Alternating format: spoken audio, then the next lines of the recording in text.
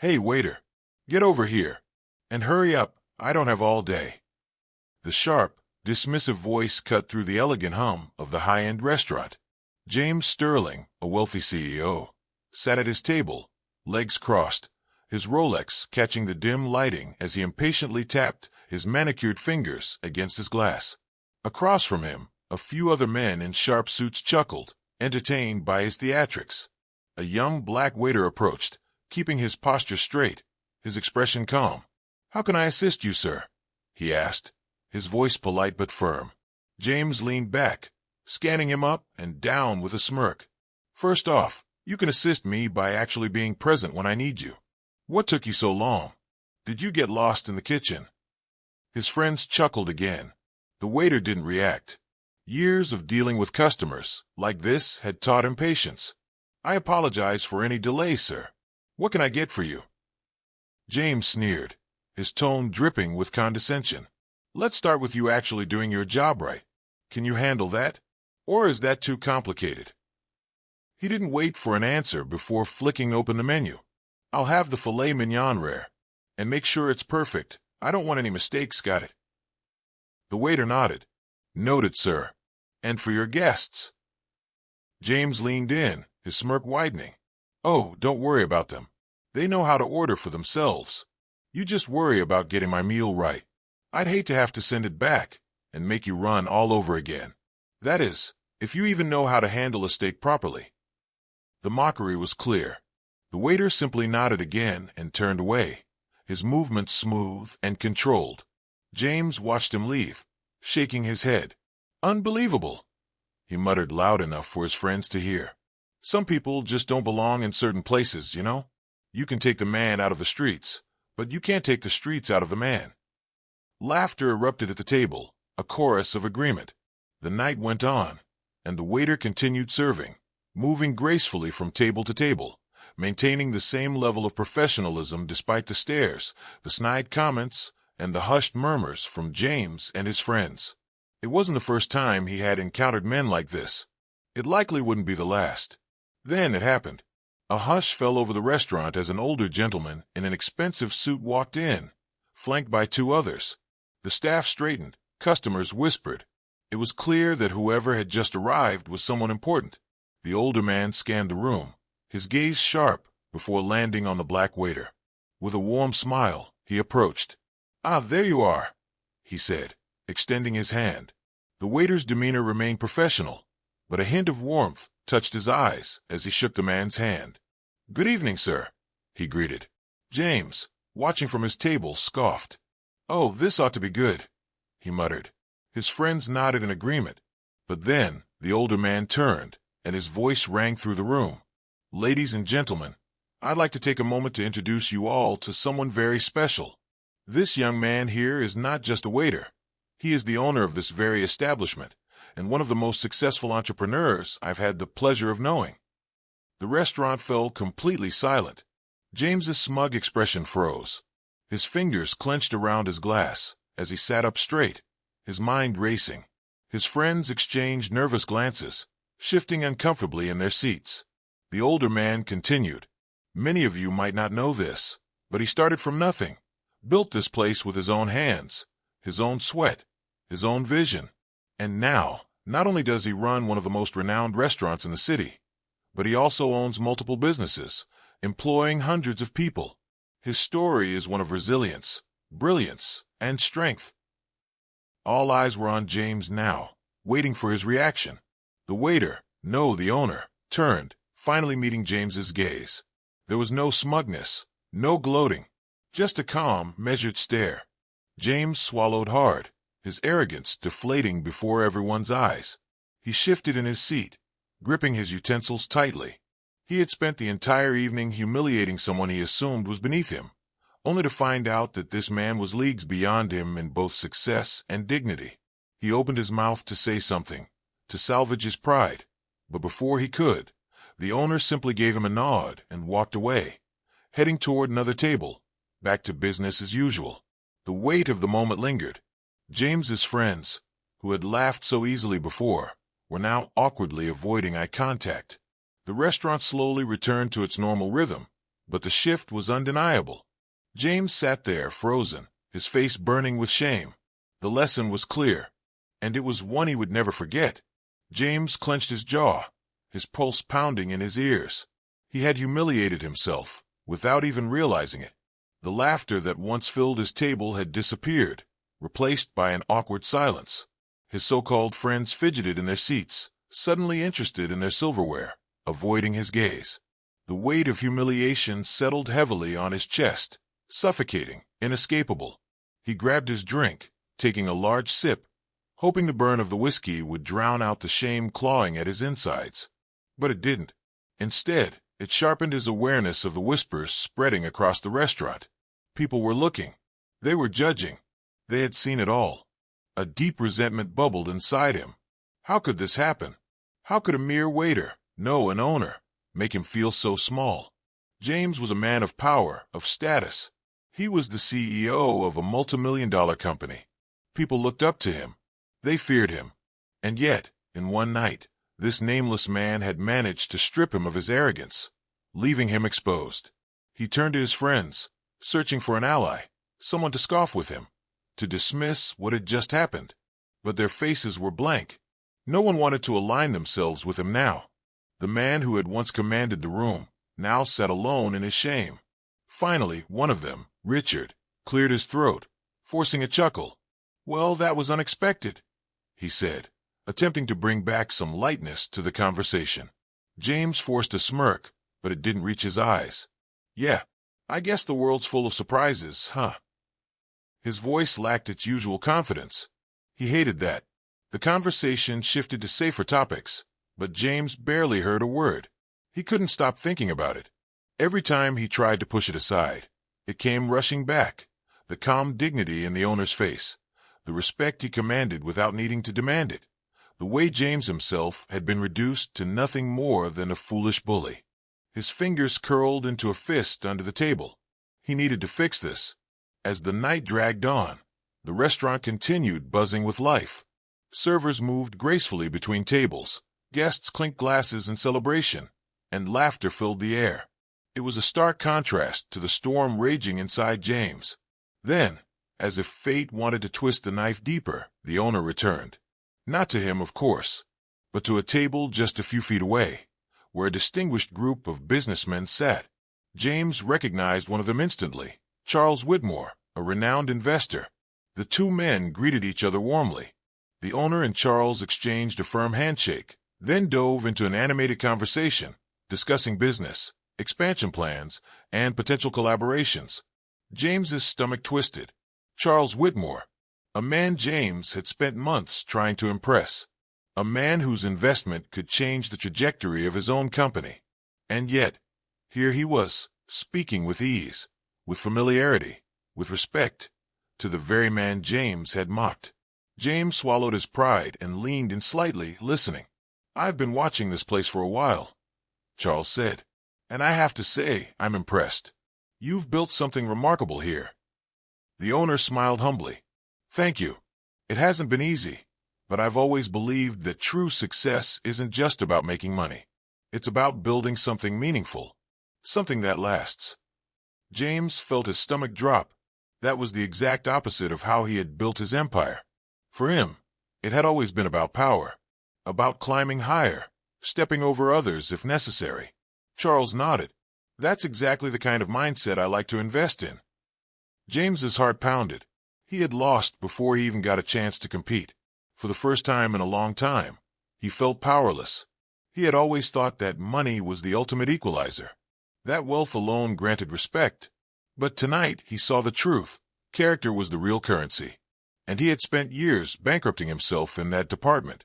The owner excused himself from the table, shaking Charles's hand once more before walking away, continuing his rounds like the composed businessman he was.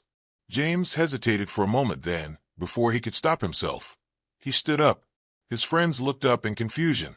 "Where are you going?" Richard asked. James didn't answer. He just walked. His feet felt heavier with every step. His ego screamed at him to sit back down, to pretend like none of this mattered. But his gut told him otherwise. He caught up to the owner just as he was heading toward the kitchen. "Excuse me," James said, forcing the words out. The owner turned, his expression neutral. There was no anger, no resentment, just a quiet patience. "Yes." James opened his mouth, but for the first time in his life, he struggled to find the right words. His throat tightened. He had always been in control, always known how to talk his way out of any situation. But this was different. He exhaled sharply. "I just wanted to say, I was out of line earlier." The owner tilted his head slightly, as if studying him. He didn't speak, didn't rush to fill the silence. James shifted uncomfortably. "I shouldn't have treated you the way I did. I made assumptions, and that was wrong." He swallowed, forcing himself to meet the man's gaze. "I'm sorry." The owner studied him for a long moment. Then finally, he nodded. "Apology accepted." James exhaled, feeling an odd sense of relief. But before he could turn away, the owner spoke again. "Let me ask you something," he said. "Why did you act that way in the first place?" James tensed. "I don't know," he admitted. But even as he said it, he knew it wasn't true. He did know. He had grown up believing that power meant looking down on others. That respect was demanded, not earned. That wealth gave him the right to treat people however he wanted. But tonight had shattered that illusion. The owner nodded again, as if he understood what James couldn't bring himself to say. "People will remember how you treat them," he said simply. "Not what you own, not how much money you have, just how you make them feel." James felt those words sink into his chest, deeper than he expected. Without another word, the owner turned and walked away, leaving James standing there, alone in his thoughts. He had come here tonight thinking he was untouchable, that his status shielded him from consequences. But now, he realized that true power wasn't about making others feel small. It was about lifting them up. And for the first time in his life, James Sterling wondered if he had been living all wrong. James sat back down at his table, but nothing felt the same. The food in front of him, once a source of indulgence, now tasted bland. The laughter from his friends, which once fueled his ego, now felt empty. His mind replayed the owner's words over and over, each syllable digging deeper into his chest. "People will remember how you treat them, not what you own, not how much money you have, just how you make them feel." It was such a simple concept, yet it struck him like a hammer, shattering the foundation of everything he had built his life upon. His entire career had been about asserting dominance, about making sure people knew who was in charge. He had walked into rooms expecting people to respect him simply because of his wealth. He had dismissed people like they were background noise, assuming their worth was tied to their financial status. And yet, here he was, exposed by the very man he had mocked. A man he had underestimated. A man who carried more presence in a single glance than James had in all his years of posturing. His friends were still chatting, but James was no longer listening. His eyes drifted back to the owner, who had resumed his duties with quiet confidence. He wasn't putting on a show, wasn't forcing respect. He simply was respected. And James envied that. He envied the way people looked at him, the way they valued his presence, not because of his wealth, but because of his character.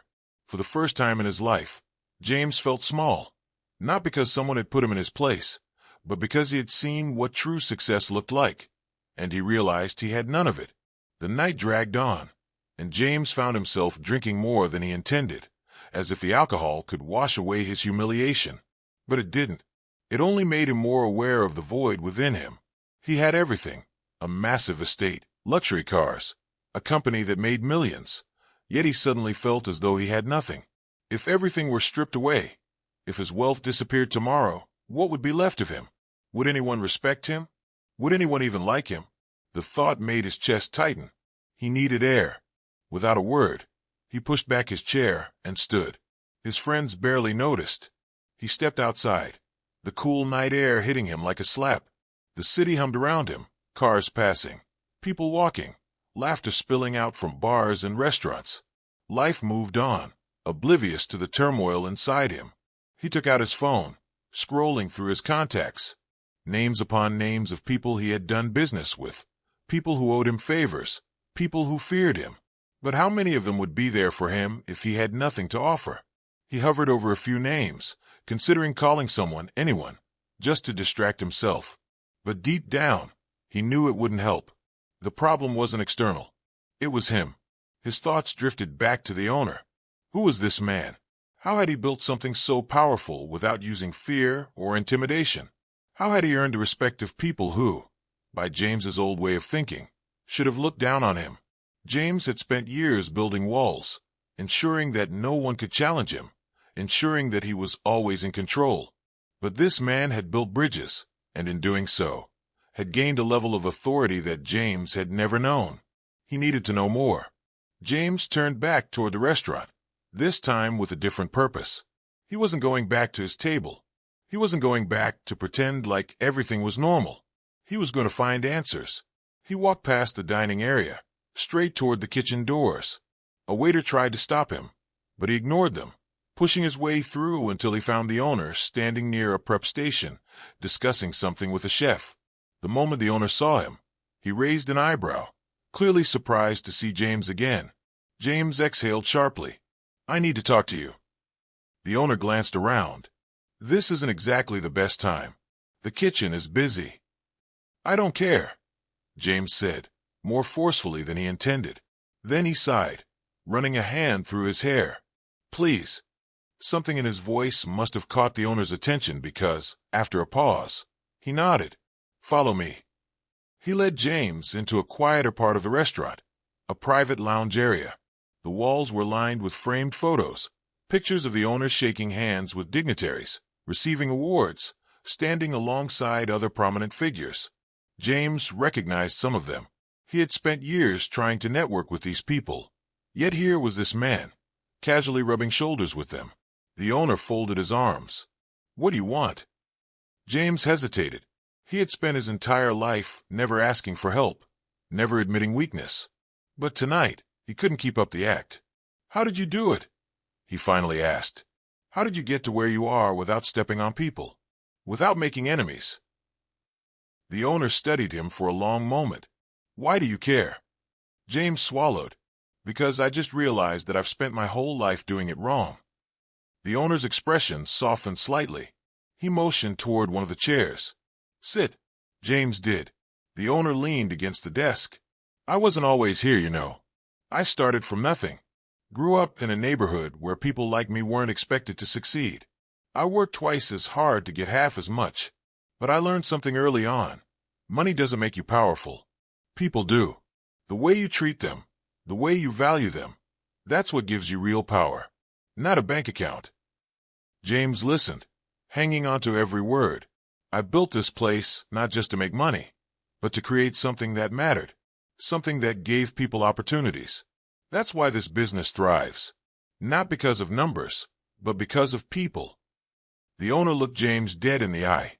"That's why you felt the way you did tonight, because you realized that you've built your life on something hollow." James's throat tightened. He hated how accurate that was. The owner continued. "You're not the first man to walk in here thinking money makes the world bow at his feet, and you won't be the last. But the difference is, some people leave here without ever learning the lesson." He tilted his head. "Are you going to be one of them?" James exhaled slowly. "I don't want to be." "Then change," the owner said simply. "You have money, sure. But what do you do with it? Do you build? Do you uplift? Or do you just take?" James didn't have an answer, because up until this moment, all he had done was take. The owner stood up. "I have a business to run. But if you really want to learn, start by asking yourself what kind of legacy you want to leave. Because at the end of the day, people won't remember your wealth.